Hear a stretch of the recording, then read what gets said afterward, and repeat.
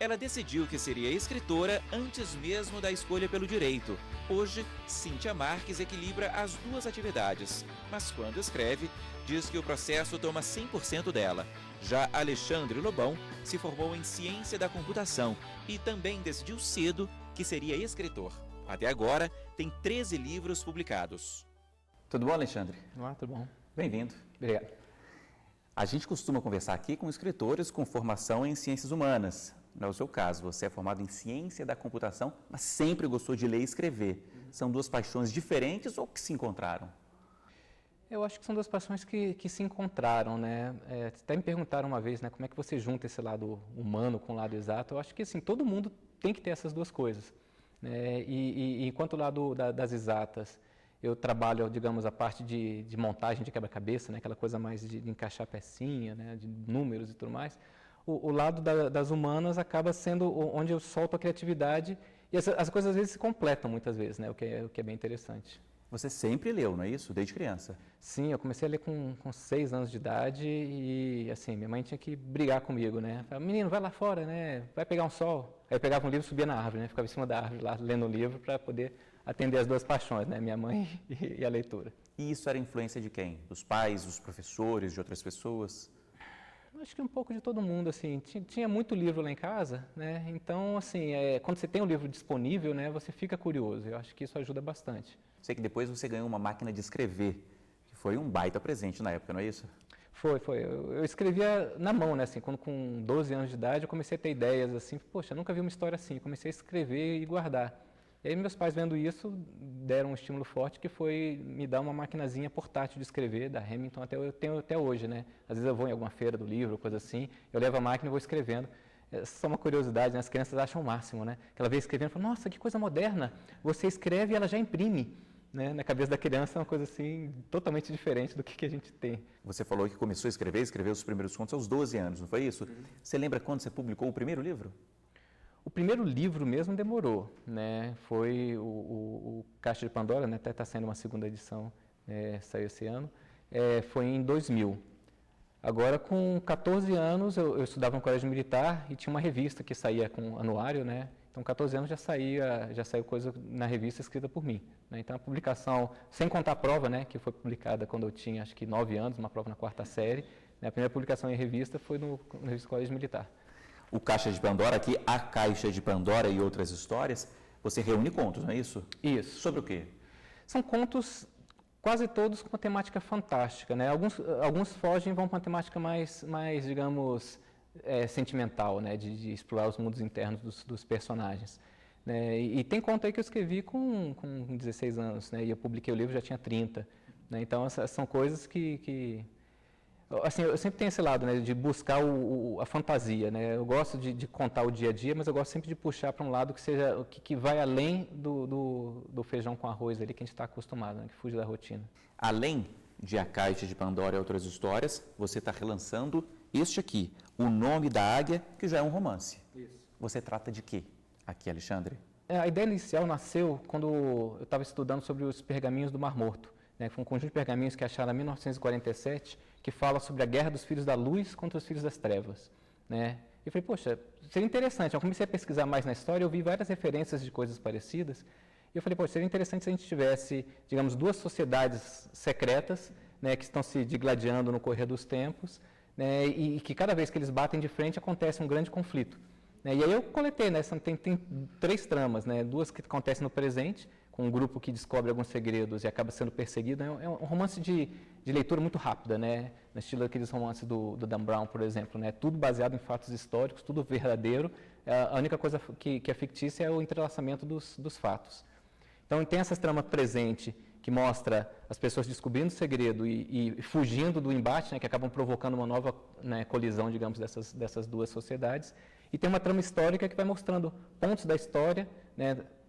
Tudo, como eu falei, é baseado em fatos reais, onde essas dois grupos bateram de frente e vai mostrando por que chegaram ao ponto que chegaram no presente. Né? Então, a última momento da trama histórica é Hitler enterrando um segredo num cofre dentro do bunker dele.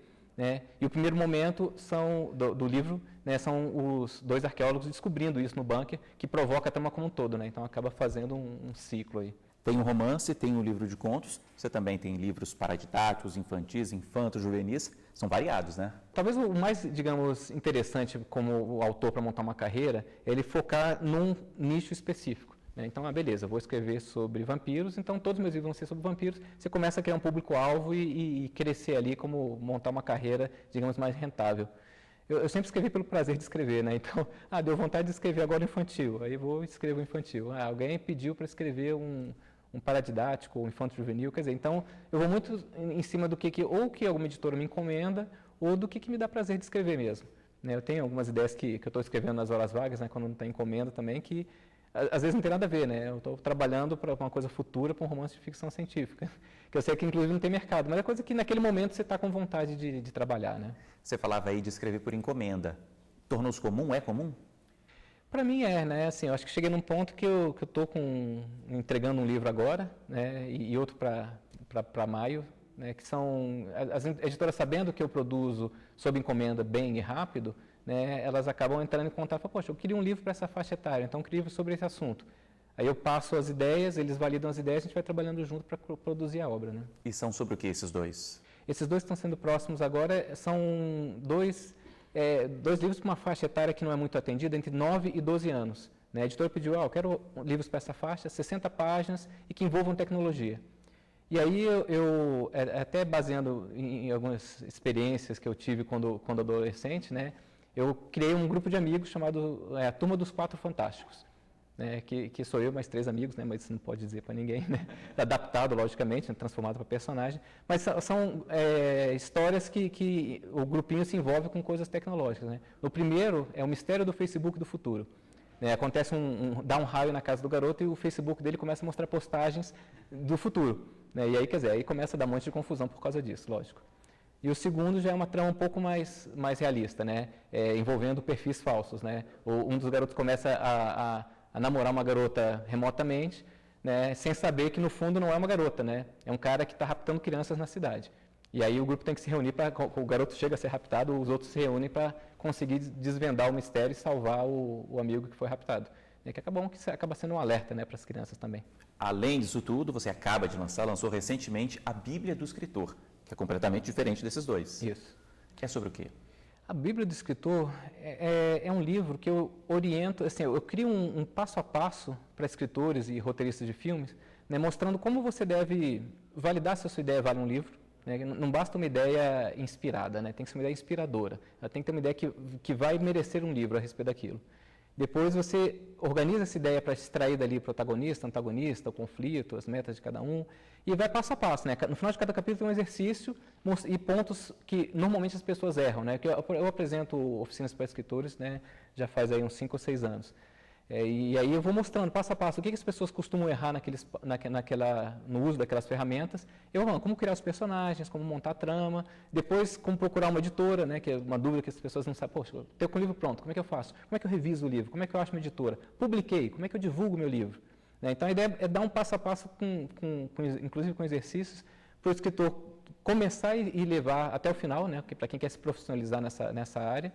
E depois eu incluo ainda entrevistas com vários profissionais de mercado, agentes literários, donos de editoras, para ajudar o escritor, né, novo ou experiente a ter uma visão melhor do como é que funciona esse mercado, né, que está sempre mudando, né, mas tem algumas coisas que são pontos essenciais que, se o escritor não sabe, muitas vezes ele acaba não conseguindo ser publicado por não conhecer a dinâmica do mercado literário. Você mesmo criou um método, né? Mais ou menos, na verdade. O método que eu ensino, eu falo sobre uns 4 ou 5 métodos e eu mostro ferramentas para a pessoa trabalhar com o seu próprio método. Né? Porque isso eu trouxe. Né? Nos Estados Unidos, desde os anos 50, a gente tem as universidades de storytelling, universidades que ensinam você a contar histórias. Aqui no Brasil, se você quer ser artista de teatro, você vai fazer uma faculdade de artes cênicas. Né? Você tem faculdade de música, né? Você tem universidade... Né, para todas as artes, mas você não tem uma universidade para ensinar a ser escritor. Né? E é uma coisa que já existe há 60, 70 anos, né, no mundo anglo-saxão. E aí você tem uma bibliografia muito vasta lá fora. Né? Então eu trouxe muito, mais de 30 livros que eu fui trabalhando aí nos últimos anos e aprendendo e tirando uma coisa que seja mais tropicalizada, né, que funciona dentro da nossa mentalidade. O seu método, por exemplo, como é que é o seu processo criativo para a gente exemplificar? Bom, Primeiro, eu tenho a ideia, eu registro todas as ideias para uso futuro. Uma vez que eu tenho a ideia e tenho o conflito que vai levar à história, eu divido a história em, digamos, eu penso nos pontos principais, onde a história muda de rumo. E normalmente a história muda de rumo aí umas 5 vezes até o final. Quer dizer, eu penso nessas cenas onde a trama muda de rumo.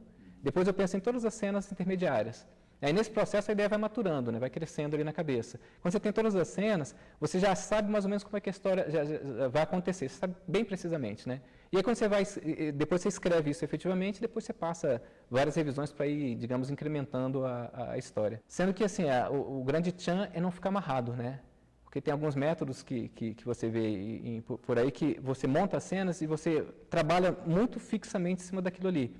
E na verdade o que eu faço e que eu prego é que você deve montar as cenas como um direcionador, né? Se no meio do caminho você tem uma ideia melhor, você muda e reestrutura dali para frente, né? Porque a criatividade é isso, né? Você acha que a ideia é muito boa, mas quando você está escrevendo, você percebe outras coisas que poderiam ser melhores, né? Então o esqueleto ali vai se ajustando, né? De forma que no final a história é construída ali, mas como uma trilha, né? Não como um trilho. Falando também sobre escritores, Alexandre, você tem os seus preferidos? Ultimamente eu tenho gostado muito do George R.R. Martin, que escreveu aquela Crônicas de Fogo e de Gelo, que deu origem a Game of Thrones, porque ele trabalha muito bem com a questão de ponto de vista, né? Em cada capítulo é contado por um personagem diferente, né? E você vê que o tom do narrador muda por causa de quem está contando dentro da cabeça de um personagem diferente. Isso é muito legal. Gosto muito do Neil Gaiman, que é um escritor que tem uma imaginação, ele consegue escrever qualquer história de uma forma que parece que você já conhecia aquela história, é uma coisa meio estranha, né? Assim, é como se alguém te contasse uma história da sua infância, apesar de ser uma história totalmente original, ele tem um jeito de contar que é muito interessante. E vários outros, né? Principalmente, né, talvez seja até uma falha minha, mas eu gosto muito de escritores, como eu falando, Neil Gaiman, né? George R.R. Martin, Cormac McCarthy, né, que tem um livro maravilhoso que ganhou o Pulitzer em 2007, né, que é A Estrada, assim, que você lê o livro assim, você chora do início ao fim, né, uma coisa assim estranha. E é um livro em preto e branco, acho que é o primeiro livro em preto e branco que eu li na vida. E você vai lendo e você monta imagens na cabeça, né, esse livro você vai lendo e as imagens que você monta são preto e branco. É uma coisa muito estranha. Tanto que quando fizeram o filme todo em preto e branco, porque acho que todo mundo tem essa mesma impressão. Então, assim, eu sempre procuro autores que têm alguma coisa a mais, de diferente, né, assim, na forma de contar, no jeito de explorar a história, né, isso que eu tenho procurado ultimamente nas minhas leituras. Ok. Alexandre, é isso. Obrigado pela sua participação, por dividir aqui suas histórias com a gente no Iluminuras. Oxe, eu que agradeço o convite. Bom, esse foi só o primeiro trecho aqui do Iluminuras. Depois do intervalo, a conversa continua, dessa vez com a advogada Cíntia Marques. É um minutinho só, não sai daí. O Iluminuras já está de volta para conversar dessa vez com a advogada Cíntia Marques, que está aqui comigo. Bem-vinda. Muito obrigada, Paulo. Muito obrigada por me receber. É uma alegria, um prazer, uma honra estar aqui conversando com vocês. Você tem 2 livros, 2 romances publicados. É uma advogada que também escreve, adora escrever, tem 2 romances publicados. E a gente está aqui com o mais recente deles, Operação Caipirosca, Ação, Amor e Emoção na cidade de São Paulo. Vamos começar direto no livro. O que você conta aqui?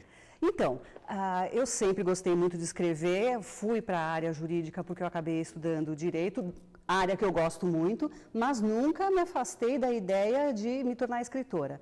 E, de qualquer maneira, esse romance que você tem na mão, Operação Caipirosca, sempre foi uma vontade minha escrever um romance acontecendo na cidade onde eu moro, que eu conheço muito bem, e dando detalhes da cidade e da vida, do dia a dia, da dinâmica da cidade, no ponto de vista de alguém que vive lá, podendo falar com detalhes a respeito disso, nos moldes de vários livros estrangeiros, ou mesmo nacionais que a gente lê, onde a cidade onde acontece a história, a cidade é parte do romance também, e o leitor acaba se envolvendo, se encantando, passeando por aquela cidade, amando conhecer Berlim, Paris, Nova York, Londres. Eu queria escrever um livro assim sobre São Paulo.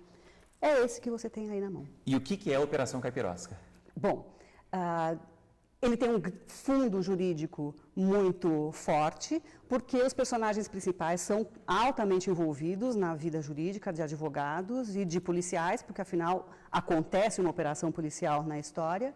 Então o romance tem um fundo de, vamos dizer, de uma história policial, mas até chegar nisso, Os personagens principais se envolvem muito um com o outro, passeiam pela cidade de São Paulo o tempo todo, a trabalho ou a passeio, conversam muito a respeito de tudo. A personagem principal, que é uma brasileira, ele é um estrangeiro, um russo, que não diz exatamente o que ele está fazendo em São Paulo, ela fica muito suspeita a respeito disso, ele é misterioso, ela tem um pouco de medo, ela não consegue deixar de ficar na companhia dele, gostando muito da companhia dele, mas até com medo, porque ela não sabe o que ele veio fazer.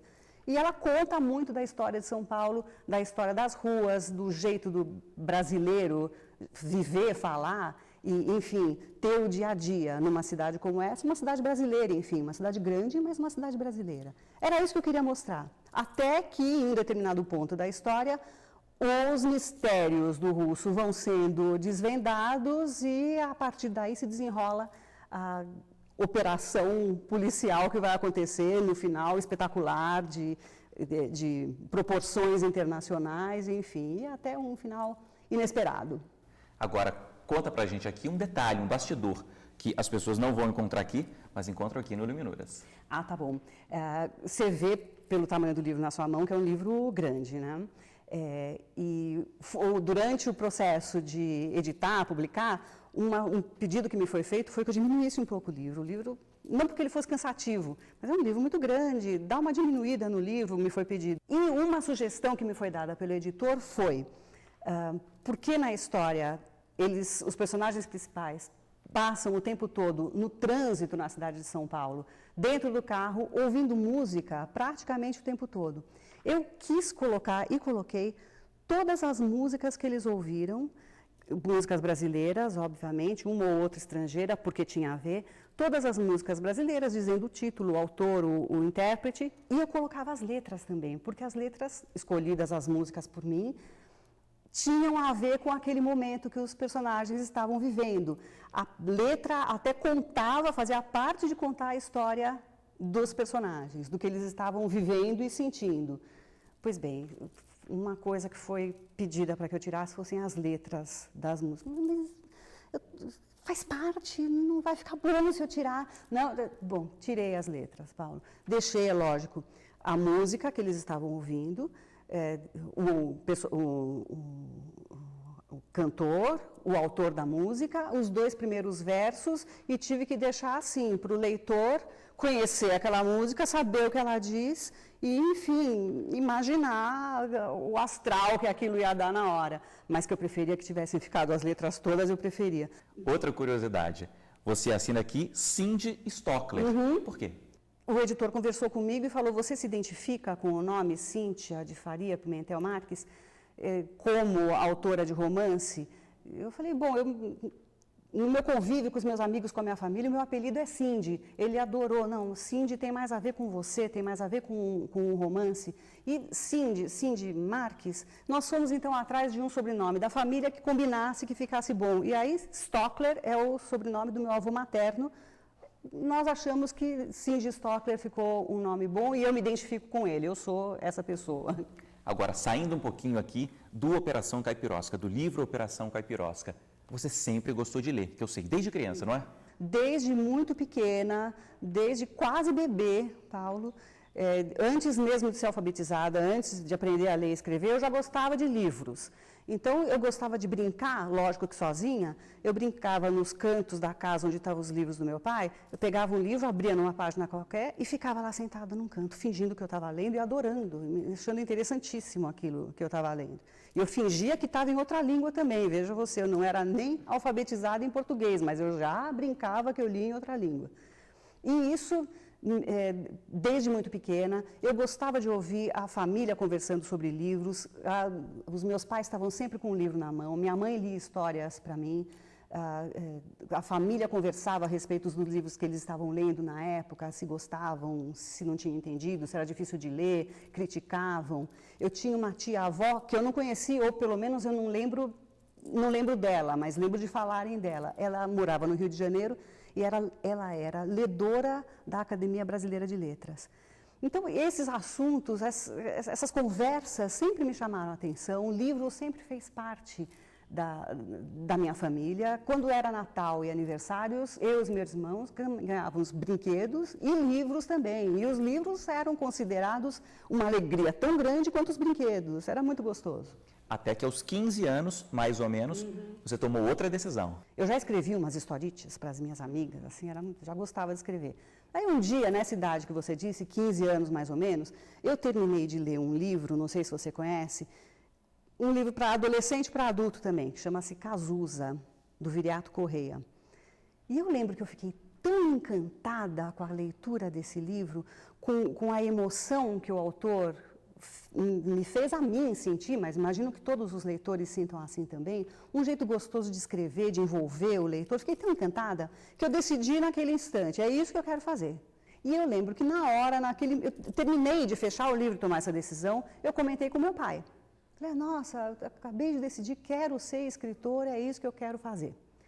E o meu pai, fui até o quarto dele, mexeu lá em umas gavetas, eu ouvi assim, abre, fecha, e voltou com uma pasta velha, antiga, de um papelão grosso, meio poído, com uns papéis meio soltos ali dentro, entregou grossa assim, entregou aquilo para mim e falou, olha, isso aqui é seu, isso aqui te pertence, vai lá dentro, vai ver sozinha o que é isso.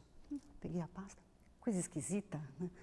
Levei a pasta para o meu quarto sozinha, abri a pasta, na primeira página tinha uma folha bem amarelada, manuscrita, com uma caligrafia elegantíssima. Era um texto da minha avó, mãe do meu pai, Consuelo Pimentel Marques. Ela dizia naquele papel, com um texto muito lindo, muito elaborado, ela dizia, enfim, para o meu pai, que ali naquela pasta estavam todos os artigos que ela tinha escrito para revistas da época dela, que eram nos anos 30 e 40, e que ela deixava para o meu pai, que era filho único, para ele, como herança, tinham sido colecionados pelo meu avô, aqueles artigos, e ela então dizia naquele papel para o meu pai que ele entregasse aquela coleção de artigos para o filho dele que demonstrasse pendor literário. Pendor literário, usou essa expressão. E ele entregou para mim. Você pode imaginar o que eu senti nessa época. Eu já sabia que ela era escritora, eu ouvia as histórias, mas eu não sabia nem que aquela pasta existia. Para mim foi uma emoção do tamanho do mundo. Folheei na hora, li todos os artigos, é claro, e alguns manuscritos também de romances que ela escreveu, que não foram publicados. E, enfim, não podia ter havido uma herança mais importante na minha vida. Então, é a sua grande inspiração? Nossa, foi cristalizando dentro de mim que eu estava tomando uma decisão certa ao trilhar esse caminho de me tornar escritora. Eu não sabia como isso ia acontecer, mas ia ser o caminho que eu ia tomar. Até falando sobre escritores, Cíntia, você tem os seus preferidos, seus autores preferidos? Confesso que eu pertenço ao grupo das admiradoras de Jane Austen, das irmãs Brontë, especialmente Emily Brontë. Gosto também muito, cresci lendo romances franceses de Maupassant, Émile Zola, Maurice Ducon. Ultimamente, eu tenho lido todos os romances de um autor francês de origem russa, se chama Henri Troyat, que veio pequeno da Rússia, fugido da Revolução Bolchevique, com os pais para a França e tornou-se membro da Academia Francesa de Letras, né? Romances excelentes. E tenho, é claro, os meus romancistas preferidos, o principal deles, que é Dostoiévski, que eu não posso nem começar a falar desse assunto, senão você vê como eu falo, aí é que não vou parar mesmo. Vou fazer uma pausa então, Cíntia, para a gente relembrar um pouco então da vida e da obra de Dostoiévski. Autor de obras-primas como Crime e Castigo, O Idiota e Os Irmãos Karamazov, Dostoiévski nasceu em 1821. Aos 27 anos foi preso e condenado à morte por conspiração. Pouco antes do fuzilamento, no entanto, teve a pena substituída por 5 anos de trabalho forçado na Sibéria, experiência que influenciou de forma decisiva as publicações do autor. Dostoiévski morreu em 1881, aos 59 anos de idade. Ok, Cíntia, é isso. Muitíssimo obrigado pela sua participação aqui com a gente. Obrigada a vocês, foi uma honra e um prazer. Bom, e muito obrigado a você também que nos acompanhou aqui hoje. O Iluminuras termina neste momento, mas para rever este e outros programas, basta acessar tvjustiça.jus.br. Até a semana que vem. Tchau.